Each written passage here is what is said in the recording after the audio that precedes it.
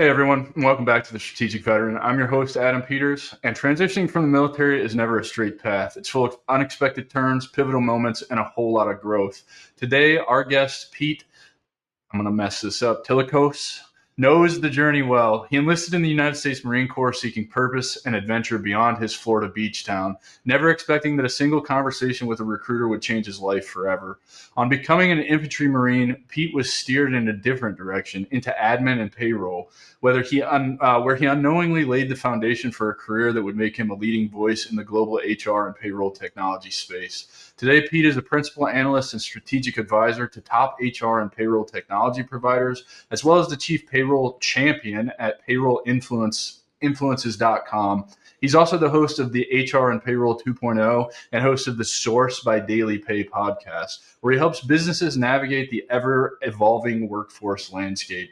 A Marine at heart, Pete remains passionate about helping veterans transition successfully, reminding them that their value isn't tied to a title, but their skills and ability to adapt. His advice: don't chase a job, chase a passion, a career, and a lifestyle that aligns with your vision. We're diving into all of that and more, so let's get started. Pete, brother, long time coming. Welcome to the show. Thank you for being here. Man, thank you for having me. This is such a privilege. Yeah, brother.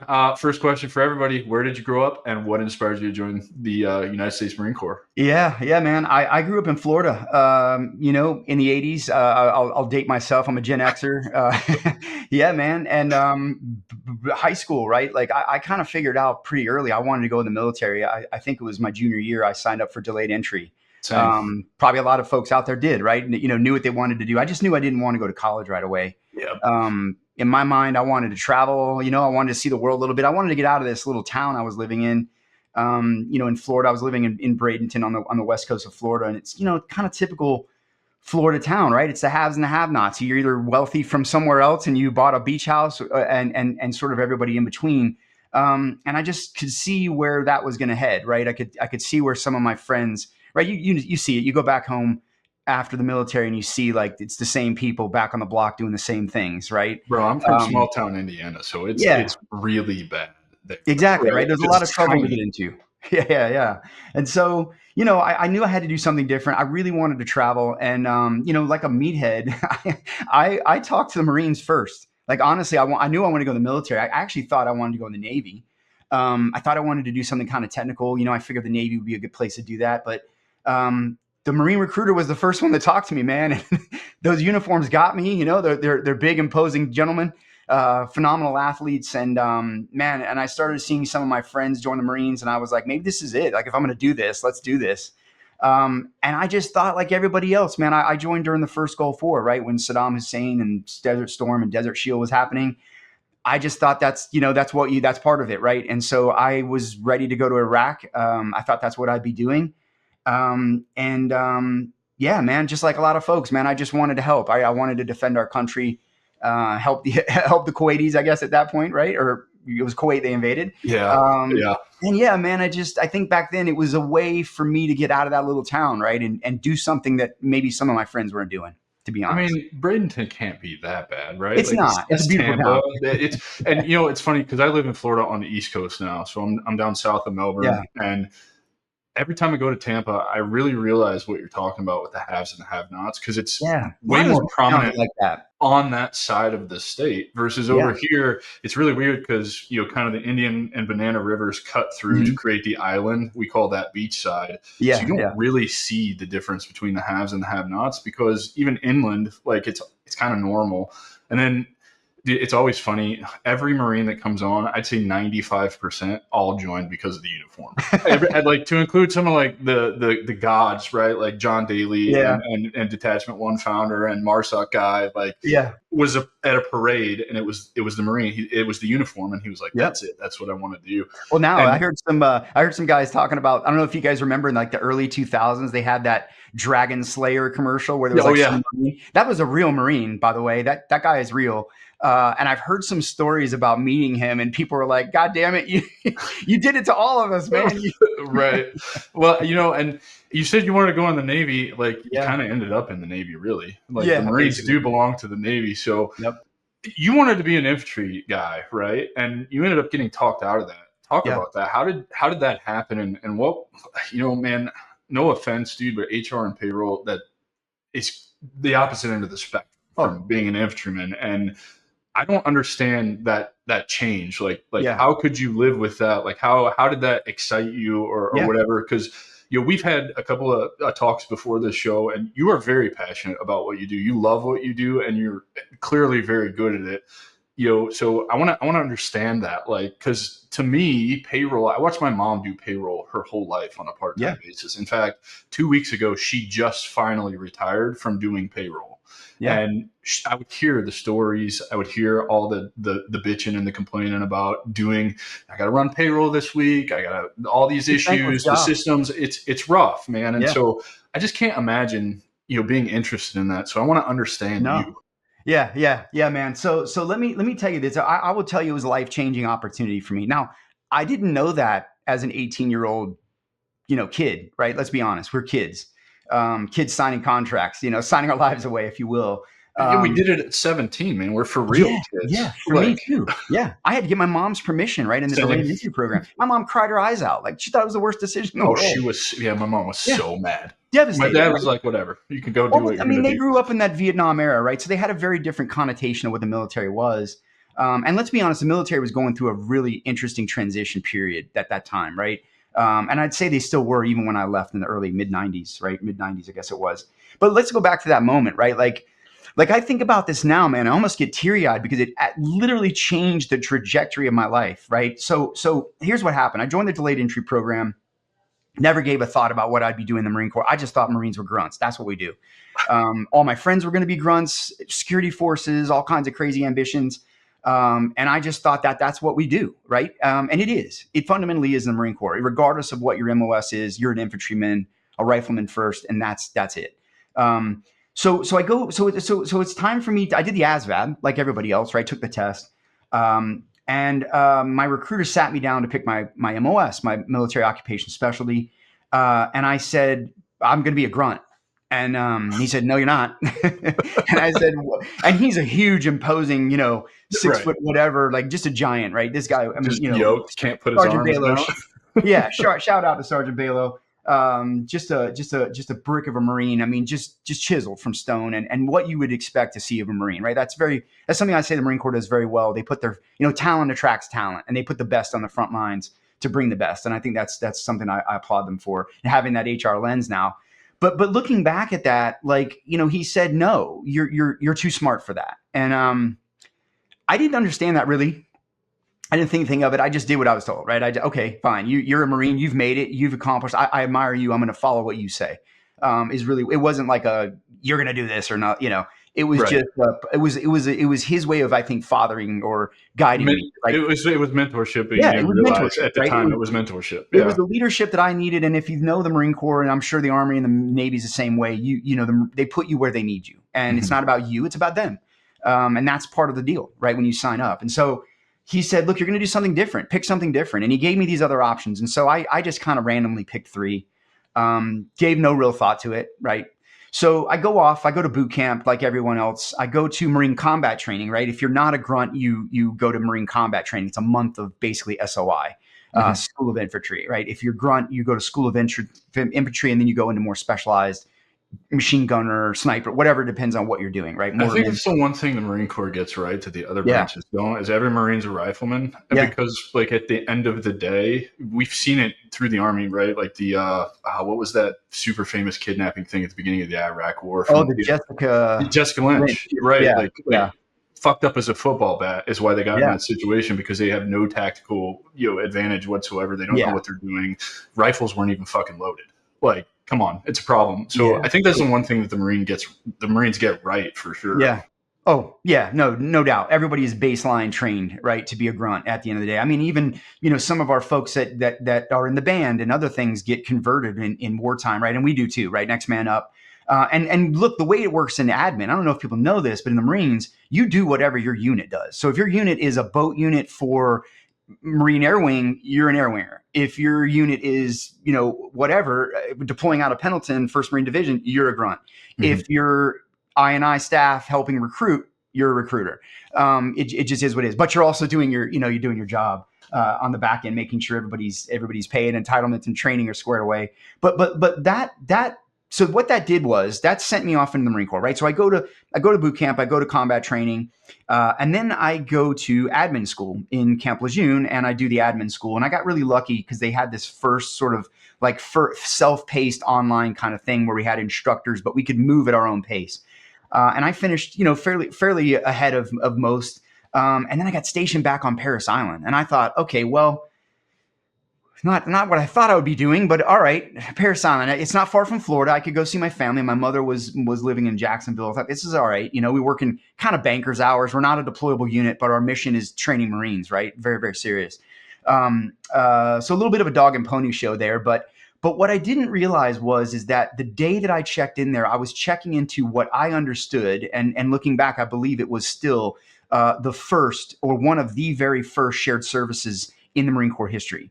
And so if you're familiar with the shared services concept, many companies, big companies, will bring together internal organizations to functionally bring together the work from around that organization. So instead of having many little finance departments and accounting departments or many little HR departments, you'll have one HR center that manages that for the whole business, right? And so we were doing that for the whole island of Parris Island, right? Because of the multiple battalions for training. We had weapons training, we had recruit training battalions, we had everything to sustain that factory of producing Marines. So you guys didn't have like an S, like we had an S1 shop for each battalion, right? We Like did. so each battalion, yeah. And then they would go up to brigade level who would oversee all of that. Is it kind of similar structure? It is that way in the Marine Corps generally, but what they did on Parris Island was, and I don't know how much to the extent they did this in broader locations, it's a little harder in some of the other locations because so many of the units are moving in and out. But yeah, you absolutely have. I mean, and they still did, right? On Parris Island, each of the training battalions had their own S1, S2, whatever. But what they did was that the primary care and feeding of those Marines from an administrative perspective was consolidated and sorted and reported back through that shared service center. So we were doing all of the good conduct medals, all the promotion warrants, all of the the orders to take people in and out of base. We were doing a lot of those things, and then pushing them back to the S1s locally, in support of them, kind of like a corporate shared service center, right? And I thought it was prison, man. I thought this is a white collar prison that I have been sent to. Going back to that whole thing, like how did this all translate? It didn't. This was not what I signed up for. I'm not traveling. I'm not blowing shit up. I'm not doing anything my friends are doing. I'm not seeing the world. I'm sitting behind a desk, moving paper from one pile to the other, certifying people's training and promotions and marriages and medals and whatever. And I thought that was a massive waste of time, right? Looking back, it was a blessing. It was a blessing. It gave me 4 years or 3.5-ish years of corporate shared services experience in managing HR data. Mm-hmm. And let's be honest, man, I don't know how deployments work in Army or Navy or whatever, but when we're sitting around with Marine officers, commanders getting us ready, are we ready to get on this boat and go where we're going that we can't tell our wives we're going to for the next, however long? Are we ready to go to combat, right? And we go around from S1, 2, 3, all the way around, supply, admin. Is everybody's books in order? Does everybody have their data ready? Do we have gear? Do we have everyone trained? Are we ready to go? And admin's a big part of that. It's the first one, right? It's a huge part of that. Yeah. Massive part of it, right? I mean, we go through, we call it SRP. It's like a separate building. It's an all-day process, and it's all your medical record stuff. It's all your final will and testament, your pay, your pay, your SGLI. Who's that going to go to? Training. It's just a miserable day. Yeah. Shots, all that shit. Yeah. 100%, man. And all of that. But what that means is that data are those people's lives and careers. That I don't know about, like I said, the other services, but I can tell you that the pyramid for promotion in the Marine Corps is rabidly tight. And it is aggressive, and you got to rise. And if you don't rise amongst alphas of alphas, you're done, right? Your career's over. And so every data point, every medal, every certificate of appreciation, every training element, everything has to be in that book and has to be documented and in your fitness report so that you can make sure that you're putting forward the best package for promotion as that pyramid's tightening as your career moves on. So there are serious ramifications to both the Marine's future and also his family or her family in the rear when they're off deployed, right? Are they getting their right entitlements? Are they being taken care of? Like all those things matter for morale and motivation. And we can't have, but I didn't understand that really at the time. I thought I'm just pushing paper. It's a step to the next thing, but I was learning and I didn't know it. But then, but that was really, I think for me, it was like the career I didn't know I needed and I didn't even know was possible. And I never would have even looked that way had someone not kind of slammed the door and said, no, you've got to think about some other things. And so shout out Sergeant Balo, man. He changed my life. Hooked it up, man. Changed my life, man. I like that we talked before. You say that you didn't figure out kind of the struggle of transition until you started doing what you do now and working with veterans and all of that. And so you kind of, as you enter your transition, what was the decision for you to get out at 4 years in the Marine Corps? Why didn't you stay longer? Was it the white collar prison feeling, or did you see opportunity in what you had learned? Because I kind of look at what you were doing as maybe a launch pad for what you're doing now. Yeah, I didn't know that. I didn't know that at the time. I'll be honest with you, man. My military career, my transition career was very accidental. It was very accidental. I let it happen to me. And that's one thing I would tell people, don't do that. You can't do that today. You can't do that today. So for me, getting out I was jaded. And I'll tell you why. It was a combination of things.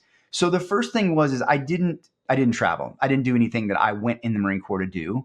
I didn't see the long-term value in what I was doing because I just was ignorant. I didn't understand what the world was outside of this that I could use it in. And I would say that what really motivated, what kind of was the breaking point for me to get out was kind of a couple things. So as you can imagine, that I would call this an incredibly transitional period. I would argue that the military was in transition from the start of the war with Saddam Hussein in 1990 until about mid-early GWAT, I would argue. I think we were learning. I know the Marine units on the ground in the first days of the 2003, 2004 timeframe, or whenever we started the buildup in Iraq. Those Marines learned so much in that time that then shaped the next wave of Marines and Army and everyone that came through. We had a lot to learn from that period. We were transitioning out of a Vietnam era, woodland cami, iron sight, barely training, close quarter stuff. Like we weren't doing any of that, right? We weren't shooting through gas masks. We were just doing a lot of very Vietnam era stuff. And you also had, got to remember, right? Bill Clinton was the president. Back then, the Democrats didn't really want war, right? So they were slashing the military. He was not necessarily all that fond. I think we had our raises were frozen maybe during that time frame for a little while, or they were very small. My MOS was frozen. I had reached corporal very fast in 2 years, unheard of in most Marine Corps careers, particularly in an admin, MOS as big as it was.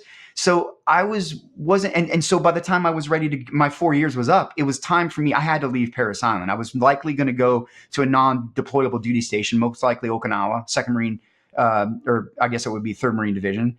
Am I getting that right? Yeah, 3rd Marine Division. 2nd is couldn't take your ass to the wrong guy. 1st is California. Yeah, it's been a minute. But so I was likely going to go to Okinawa unaccompanied. I had a 1-year-old daughter or a very young daughter and wife, and I couldn't get promoted.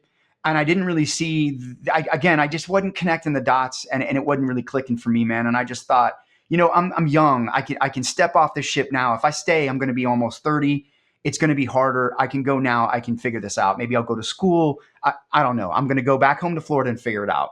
And that's where it all kind of just took off from there. So walk us through. You get out and what are you feeling? What are you thinking? How's that going for you? And by the way, I agree with everything you said about the transition period, because looking back on my career, I joined in 2003, so I could see it. I saw the reflagging and the restructuring of units to do different things. I saw from one NTC rotation to the next rotation, how we trained changed completely. It's just so obvious that what you're saying is true at this point, just looking back on my career. So I totally agree with that. But you get out, you have no idea what you're going to do. You didn't know that the HR payroll stuff with the Marine Corps and the shared services kind of corporate stuff was going to be, your career path. So man, when I got out, I had no clue, right? My career ended Oh, me abruptly in the too. med board, and it was just over. I had no plans. I drank myself pretty much to death because all I know how to do, I think you relate to this a lot, right? Like a big part of getting out is identity. My identity was totally wrapped up in being the best Army infantryman for, in support of GWAT for the United States Army, right? Like Yep. that's it. From Yep. 17 years old to 30 years old when I'm getting out, never had a chance to develop an identity outside of that. And so you're completely lost when you get out. Did you Yeah. feel that at all? Yeah, yeah. I was scared, man. I'll be honest with you. I'm young. I didn't have my degree, right? And back then, you had this sort of connotation in the workforce, like you're not employable, right? Um, and yeah, I mean, I got out and I just sort of relied on like, look, I'm going to go back home. I'll find a job. My family's there. I'll have a place to live. I'll figure it out, right? But it was absolutely scary. I mean, I went through the transition program. I had a resume. It didn't look great. I was young. It still only had 3-4 years experience. Right. I didn't know what I didn't know. I didn't know how to talk to these folks outside. I didn't even know what jobs were really options. I just thought, you know what? I kind of want to work in an office. I like working in an office. It's nice. I'm not really busting my back. I'm working with my brain. I was always taught being a knowledge worker is a hell of a lot better than busting your balls and lifting. And so I kind of figured like, look, I'm smart. I've got a little experience. Maybe I can get an office job, right? Air quotes. And I'll figure it out. And so I go back to Florida, and in the meantime, I grabbed a job at back then Circuit City. I was selling computers. Oh God, I Right? remember Yeah, those. I'm selling computers at Circuit City for Christmas time because I got out in the fall, and I've got to kind of figure out what to do.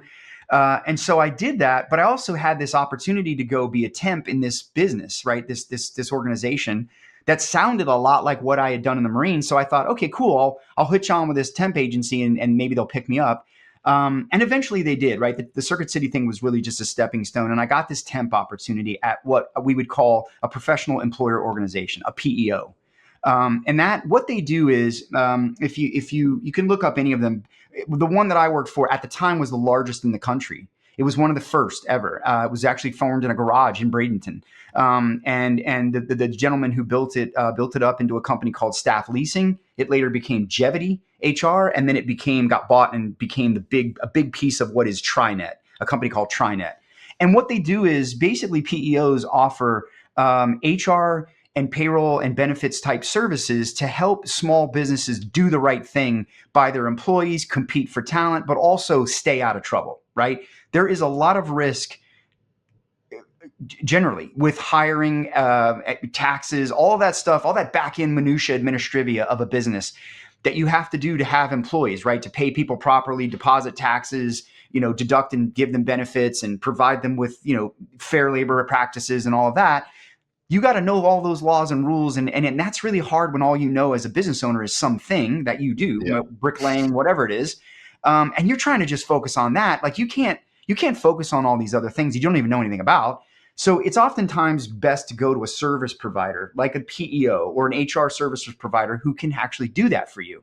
And they'll take all that administrative burden off your back. They'll make sure you're compliant. They'll offer your employees the benefits and the 401k and all the nice things that big companies can offer because they have that buying power. Well, basically what I'm saying is HR and payroll and benefits and all of that back office work that I was doing in the Marines is really their product and Yep. their service. And so they hired me as a temp to come and work in their contact center and help people, their customers who were subscribing to their support services. And so I thought, okay, well, cool. I know a little bit about some of this stuff. I've learned about W-4s and I know about training and pay and all of that and how it relates. I'll go do this as a temp, right? So I got this temp opportunity and I spent the next 6 years there learning HR at scale against some of the most up and coming companies in the world, Red Bull and some other smaller firms that you'd never heard of back then. And little companies, little golf courses and roofers and mom and pop shops around town and all over the country that we were helping with their HR services. And I became basically an HR expert after that 6 years. But what the cool thing was, and this is where I really fell into things, was I was working on my degree kind of as I went, just chipping away here and there. I had done a couple courses in the Marines. They always encouraged higher education, right? And so I was chipping away at it, doing a mix of like on ground and online or whatever. It's getting my degree, and I was like, I'll get it in HR and business management, right? I'll do that. I'll double down on this, right? And so I kind of woke up one day at I think about 28 years old, man, and I had 10 years of experience, 9 years of experience. And that's unheard of when you're 28 years old in a fast growing segment like this. And that's where the opportunity, I took a chance, man. I applied to the Walt Disney Company. They were building a shared service center. And I'm like, I know shared services. I've run one here for 6 years. I helped with the first Marine Corps. I'm like, maybe one of the Marine Corps, maybe this could be me, right? Maybe I'll get this, right? And I got an interview, man. And I ended up getting the job. And became one of the leaders of parts of the payroll at the Walt Disney Company as they were going through a transition, bringing that into shared services and converting to new systems and, really working with this massively complicated payroll. So I basically have this very accidental transition path that I just tripped and fell and landed where I landed. It's almost like my experience, it's almost like the stars found my experience and pulled me that way that I didn't really understand entirely that I had. And so very, very unique, but I think if you unravel this, I think it goes back to the lesson learned here is know that the military is going to deploy you. I'll use that word, deploy you where they need you. Mm-hmm. And what you do with the skills that you learn in that time is up to you. Yeah. And what you do to take that further is up to you also. But don't think that it's only the little lens that you have on what you did doesn't always match the massive lens outside. Right. And there's a lot of opportunity for you that well, we did this in the military. Well, it may not be that's what they do in the civilian world. They may do 10x in the civilian world, but you've got all the pieces and parts to be one of those people doing it at 10x. And so I think it's all about, it's like everything, the military to me it's as hard as you make it and it's as good as you make it. Yeah, right. really. And that's probably true of everything. Oh, yeah. But yeah, same thing, man. So whatever you did in the military, know that there is value. It's just about trying to orient that value in front of someone who needs that value and being able to speak to them at the right time. And that's the part I think veterans miss. They think they get a narrow lens and they think, I only know this or I'm just that. And remove those words. You're all that. You're everything every employer is wishing their employees were. They just don't know how to connect with you. Mm-hmm. And that's what I think we've got to figure out. And then there's a lot of other issues, but I think there's a really powerful lesson in lean into what you have is what I'm saying. Work with what you have. Yeah. I think the lesson here is, and I talk about this quite a bit because getting out, I feel like a lot of us are entitled. Like we it's over romanticized. It's over romanticized. It's not your fault. Right. But I feel like we do these, these high-end leadership positions where the stakes are really high. And then that's what we want to get when we get out. But I think the lesson that you're teaching us here is you went to work at Circuit City after serving in the United States Marine Corps. Yeah. Then you took a temp job, which I can only imagine probably didn't pay very well at the time, considering like this was the mid 90s, right? Yeah. So pay was shit. Well. Like you think pay shit now is shit back then for real. Yeah. So what did you discover about yourself when you humbled yourself, you took that temp role? Did you find that it was easy to employ your skills that you had learned in the military, right? So did you have a really easy time with that? And then also, did you discover that, man, because of this skill set that I learned in the Marine Corps, I'm now flying up the ladder in this temp position, right? I mean, you mentioned, having 10 years experience at 28 years old in this field is unheard of. So I can only imagine that your Marine Corps experience kind of helped you. And the reason I'm asking this is because this paints the picture and teaches a lesson to those that are getting out. Like, sometimes you got to take 2 steps back so that you can fly up that ladder. And there's nothing wrong with that. And you are at an advantage over your civilian peers because you have this unique skill set. And it's going to shine through once you learn the system that you're going into of the civilian world. Yeah. No, all spot on, man. And when I got out, again, I'd be lying if I told you I had this all figured out, right? And it's all perfectly lined up. Like literally in the last 10 years has it all dawned on me that it all just lined up and that I just kind of rode the wave, if you will, rode the current, so to speak. And I'm not saying you should do that because I don't know where that current could have taken me. You got to be a little bit more prescriptive than I was, but I just didn't know. But go back to that first part. Like, I think that the military over romanticizes people looking for you. And it's not that they're not, it's that they don't, I still think it's that they don't know what they don't know about veterans, and they don't understand what they're getting in a lot of cases, and they don't know how to talk to them and break that down and synthesize it into their language. And so for me, like, I came out super intimidated, right? At first, I struggled internally because I thought I'm not as good as these people around me. Well, I'm just not as skilled at what they know, right? They've got the reps, if you will. But what I did notice, and I would argue this to this day, is I smoked even most of my managers on strategic leadership, on my ability to quickly learn and be agile and adapt and grow. And while you talk about entitlement, like, I couldn't understand some of the folks around me. Like, I didn't understand, like, I had that hard. I know I only had 3-4 years in the military, or 4, but coming out, like, and I've heard this from guys that have been a lot longer, like, I can't fucking deal with this. Like, I had a hard time too, man, with coming late to work, and just like not caring and not studying and not preparing, and all that shit just really bothered me, man. And I because I just can't do things that way, right? We weren't trained to do things that way. To this day, it still bothers me, man. I hear my wife talking about some of the employees she works with, where she works, and it's like, why doesn't the owner just fire these people? Like, this is like, you're 45 minutes late to work 3 times a week, and you still have a job. This is wild. Because they don't manage and they don't lead. That's the issue, right? And so that was never a problem for me, right? Coaching people, leading people, pulling the best out of them. So I was a better leader than most of the leaders, and that I saw that, and I was like, well, I can learn what they do.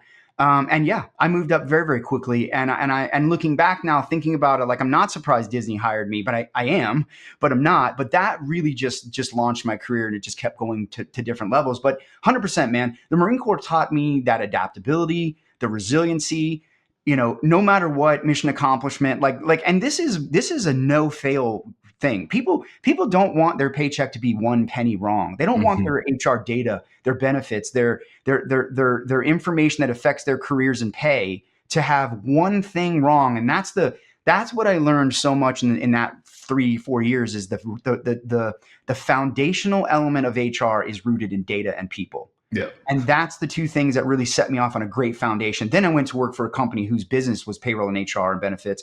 Then I went to a company who, I would argue, the Disney company, obviously doing something, making an investment into shared service center at that time, but also one of the most forward, employee-friendly places on the planet. I mean, to go from the Marines to a PEO that did HR and payroll at scale for businesses, and then go to Disney, there were very formative years of learning how to take care of a workforce, how to develop people, what good HR really looked like, and what happens when you have that in place, right? The operational excellence that comes out of the Marine Corps, the growth and just the love for the brand at Disney, like, all of that is rooted in people, right? Yeah. People make the military go. People make Disney happen.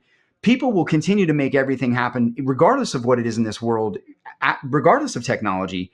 It's going to come down still to people. We're going to need those people and that emotional intelligence. And so all that rooted really well for me, and it just set me up to just continue to grow. But the military was a massive part of me. I think the leadership part of it was really what I carried on more than anything. I think that's true, man, because particularly in a vertical that you're in, right, where failure it's detrimental to everybody involved, right? And it's the old cliche, right? Like, the military, like, failure is not an option. It's just not an option. Like, you can't fail, right? Lives depend on it, and now you're moving into a vertical where paychecks depend on it, and that's people's livelihood, and that has tertiary and more effects down the road if you get the pay wrong, because the second you get it wrong, it takes 3 times as long to get it right.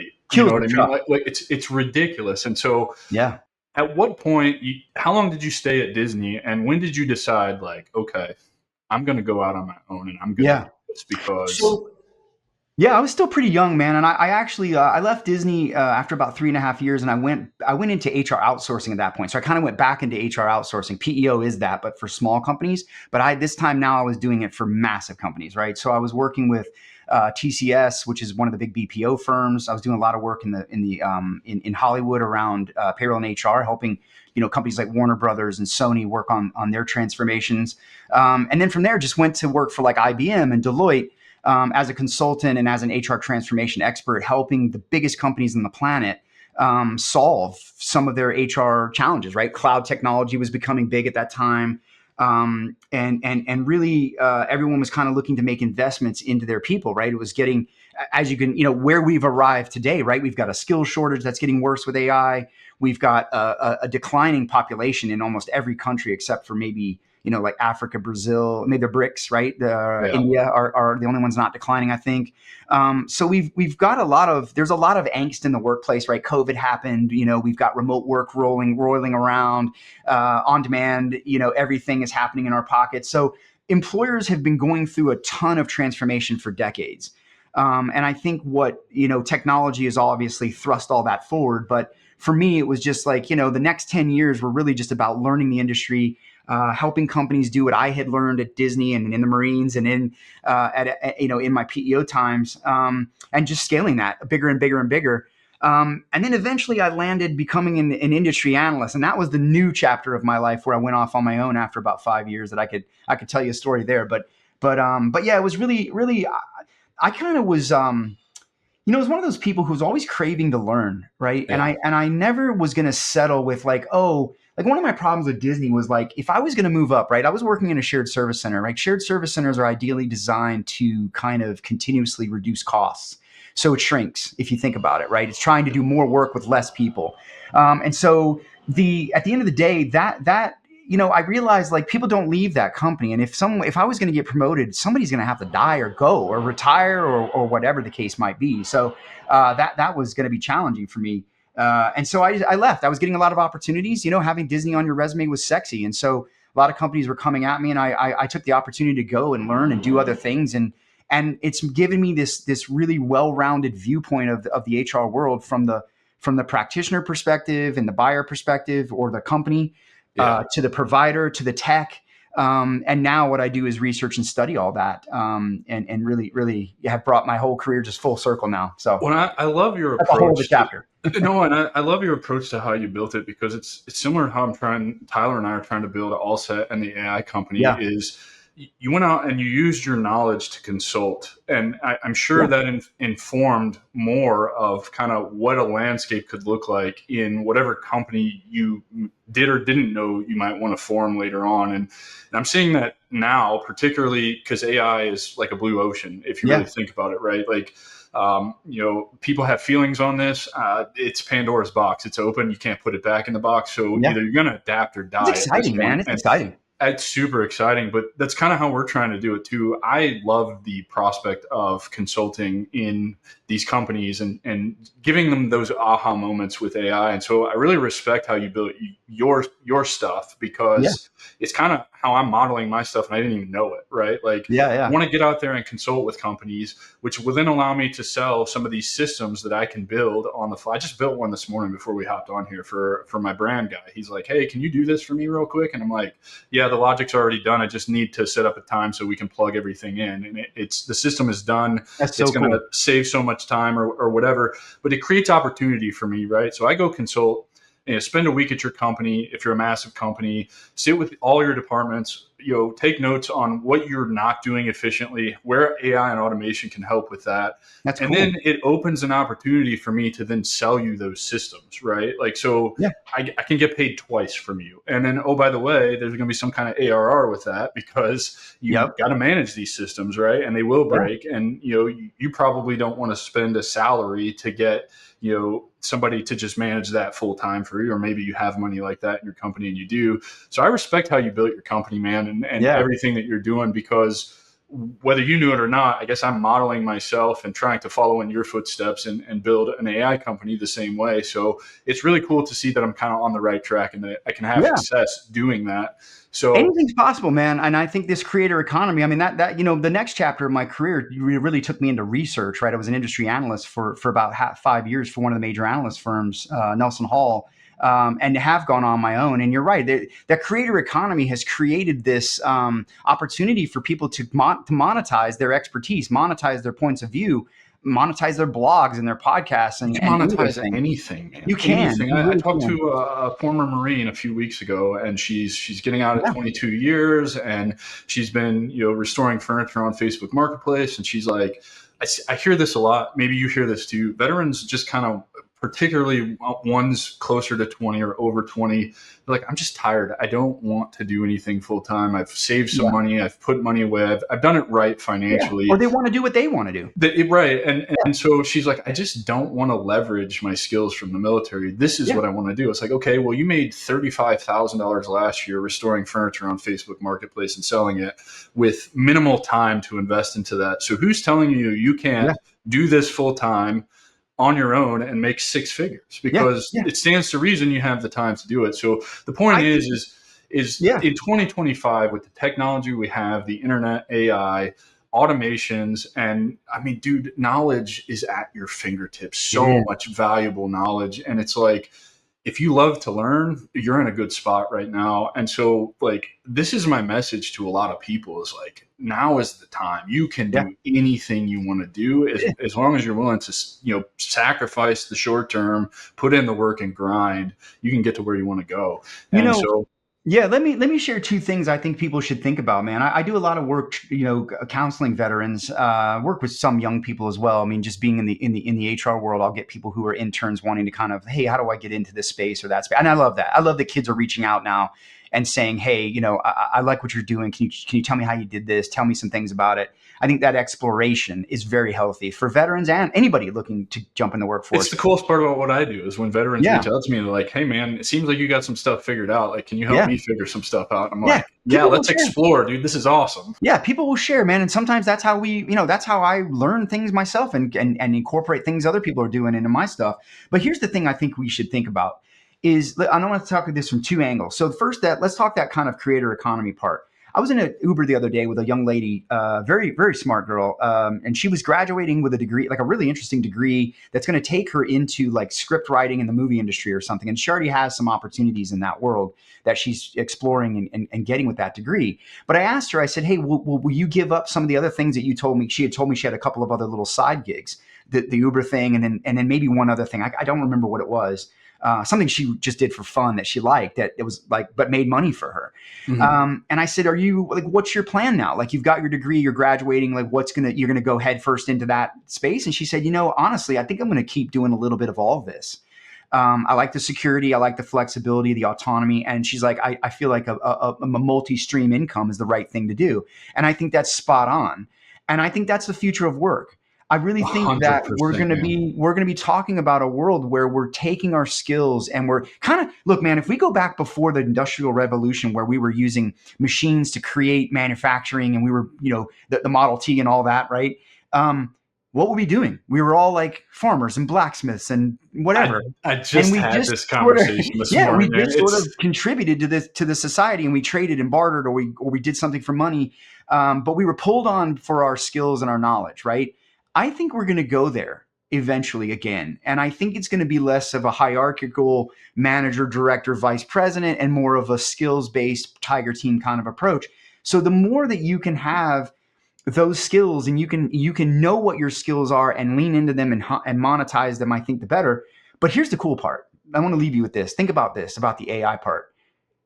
Now with AI, degrees be damned, right? Skills be damned. I mean, a lot of things be damned. It's going to be all about who can use AI the best. 100%. Right? I mean, I'm telling you, man, I say this so much, dude, because I've taught myself HTML. I've taught myself Python. I'm an infantry guy. I have a business and psychology bachelor's of arts, and I have an AST in professional pilot. Couldn't be further from coding and all of that. Didn't even know that I would be interested in it, because for me, it was always like a mountain I knew I couldn't climb. Because if you think about, like, in 2003, when I graduated high school, to become a software engineer, you have to go through a 4-year degree of advanced math and physics and calculus and advanced calculus and that was not for me. I couldn't figure that out. Yeah. Now I can go to a large language model. I can tell it exactly what I'm trying to learn, and it can break it down based on my personality and my Yeah. learning style and teach me in a few days the basics of what I need to know. And then I can leverage other software out there to create my own things. It's Yeah. Yeah. incredible what you can do. And to your point, there's so many people. The conversation I had this morning, somebody sent me a post on LinkedIn of somebody just dog shitting on AI and how Yeah. it's evil and this, that, and the other. And it's like, that may be your feeling. And I can't argue that. Like, it could be very evil, and it's going to change fundamentally how society operates. But Yeah. it's already here, and giant companies are already, and you should know this in the HR space, the way they're interviewing now, it's not a traditional interview. They're giving you a problem and they're giving you access to a large language model, and they want to see, can you leverage AI? Yeah. Can I you wouldn't leverage doubt it. AI? And and I know this for a fact because I listen to a ton. I'm in this space, right? So AI podcasts and everything else. And I'm hearing these giant marketing agencies are doing this. These payroll departments are doing this. Can you leverage AI to Yeah. solve problems quicker? And Prompting then is a skill. it's incredible, man. And so, who knows where this is going to go, but I look at it from the optimistic standpoint. Like, now is the time. You can build generational wealth right now for yourself, Yeah. for your kids and your grandkids, and probably your great grandkids at this point. Like, Yeah. everything is changing because of technology, and whether you like it or not, it's here. So you might as well get out of your own way and adopt it, because even Gary Vaynerchuk, we all know Gary Vaynerchuk is Oh, on yeah. this mission to buy the New York Jets, and Yeah. he's I well hope on he his does it. way. I just listened to like an 8-minute clip of a recent podcast he was on. Yeah. And he I was love asked David. that question: how do you feel about AI? And he's like, well, I fucking hate it, because I just spent the last 15 years of my life building the biggest independent media company on the planet, but I don't have a choice. I have to implement this because I will no longer be the biggest media company on the planet. And he's like, I don't like it any more than anybody else does, but that's the landscape and that's what's Yeah. necessary. And so I just have to adapt. And Yeah. so Yeah. I think all of this doesn't just apply to the AI space or the HR space. This applies to the larger picture of veterans getting out and learning how to leverage everything that's available to you to give yourself the best shot at a good transition. Yeah, yeah, yeah. I mean, I think coming back to the veterans, man. I mean, that's one thing I am worried about. Like, are we gonna, we already kind of have a gap in. I wouldn't say we've left them behind by any means. We're trying. I mean, obviously everybody's trying really hard. And I know the one size fits all thing needs some work, and we need to do some things with Skills Bridge and other stuff. But I just want to make sure that we aren't. I don't know what the plan is. I haven't read it anyway from the Veterans Administration around AI and veterans specifically, because I think we do have to make sure that they're not left behind. And I'd love to see us just do more with empowering them with the confidence. I think that's one of the biggest problems I see with veterans and spouses coming out is they lack confidence. And it Yeah. breaks my heart because I'm like, man, you would smoke anybody in your world. 90% of people, God right? damn, dude. If Like, I had 5 of you, I could take over the world, man. I always think about that, like if I ever needed to pull 5 friends together to take over the world, I probably know them. You know 5, right? I mean, but really, man, I mean, the veteran community like, you're everything they want, right? It's just they don't know it, and you've got to figure out that language, that ability to get in front of the right employer and show that. And I think more employers are coming around to the idea that the adaptable skill set of the veteran is really ripe for right now. The transformation we're going through, the change, like who can handle that better than the hurry up and wait, team squad of us, right? The hurry up and wait, that's what we do. cleaning weapons for 25 Well, change of hours plans. for We're no gonna, reason, yeah, right? Yeah. exactly. No more doing this. Go do that now. Hands Like, across the desert, police calls. Like, yeah, yeah, like, and I think, man, I hope you're right. I don't pay attention to the corporate world because I just self disqualified from that. yeah, I don't want any part of that. But that's me, right? Like, and so I'm not plugged into what they're doing, unless it's related to what I'm working on. So I really hope that you're right, because I do think that, man, it's an incredible opportunity now, yeah. and it's only going to get better. It's as dumb as it's ever going to be, ever. Well, Yeah, and I mean, look, know that it's a tough market right now. It's a tough market for everybody because I think that the employers are all kind of in a transition, right? Employee skills are in transition.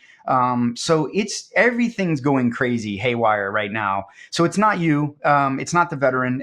Just you got to come out. You got to follow the process. Trust. I mean, they do give you TAPS does give you some good resources. It's not perfect.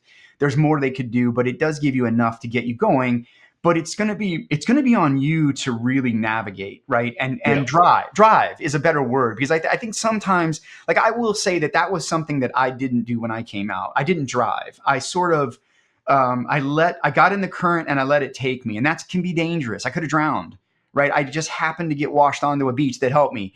Don't get I taken. drowned for 8.5 years, Yeah, man. don't Like ride the current without a life preserver, right? Or don't, just have a bit more of a purpose and focus on what you're doing, because if you don't, it will just take you, and it could take you somewhere you don't want to go. So I'm not necessarily saying people follow my path. I kind of was a little too passive, but I didn't know what I didn't know. I was also a kid, right? Honestly, and we didn't have the internet quite the way we do now. We didn't have the information. We didn't have the help.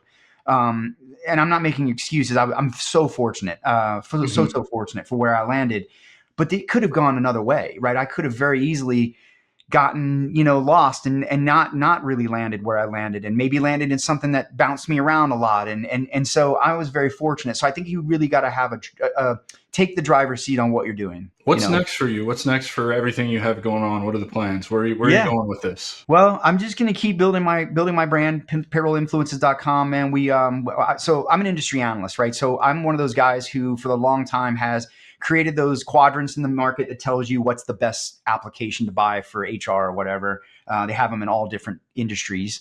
And so I size markets and advise those vendors in the HR space as an industry analyst. I'm in the HR industry. And so when I launched payroll.influences.com, what I did was I went off on my own and decided I don't want to build those quadrants and rank vendors anymore. What I want to do is study the people using these technologies to improve their careers, to improve their operations and their HR and payroll. And so that's really what we do.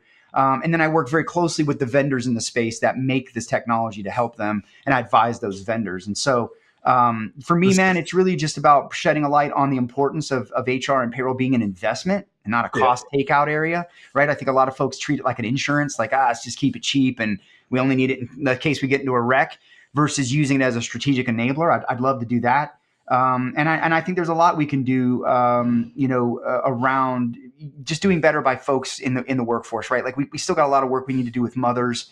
FMLA is still broken, right? When women and maybe even men too who want to go out on leaves to care for their kids, I feel like that's something we got to focus on. We've got to do something about getting more moms in the workplace, right? There's talent on the sidelines that can't work because it's too expensive to go to put your kid in daycare, right? We've got veterans on the sideline that just don't know how to necessarily talk to the right employers, and they're not getting put in the right place. So we've got a lot of skill on the bench that I think we can tap into, underserved populations, right, that are out there that want to work and want to get in the game.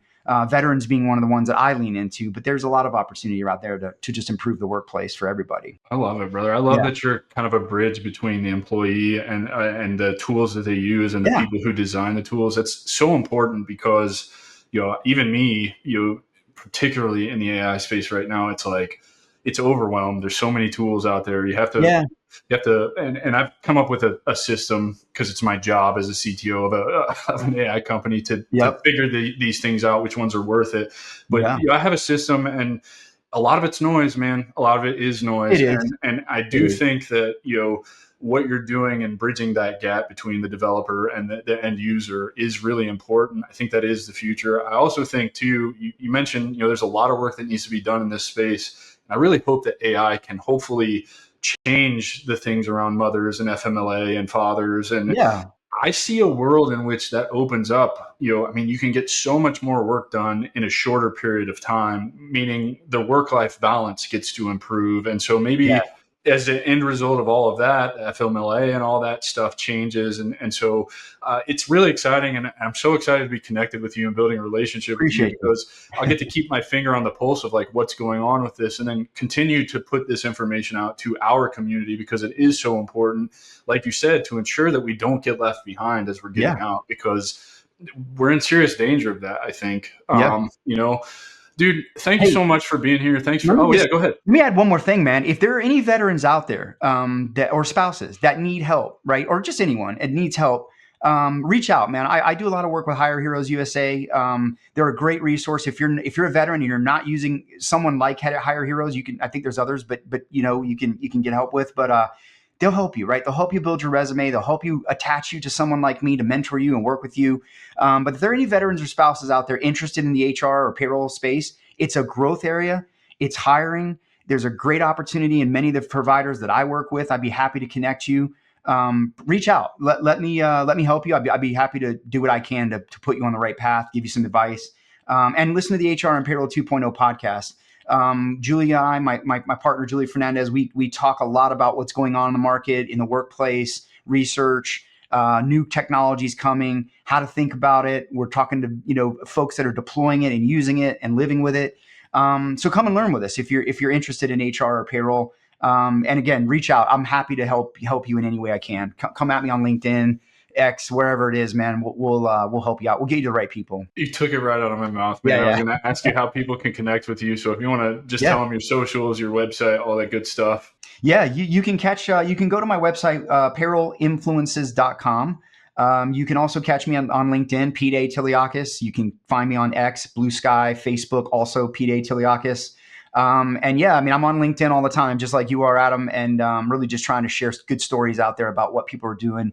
And hopefully, make the workplace and work better for everybody, man. And and hopefully get some veterans transitioned in there and get that going better, because I think we've got to do more for them, man. We got to do more. Great talent pool. Yeah, man. I love it, brother. Thank you so much for being here. Thanks for all the information, and I'll be sure and send everybody your way.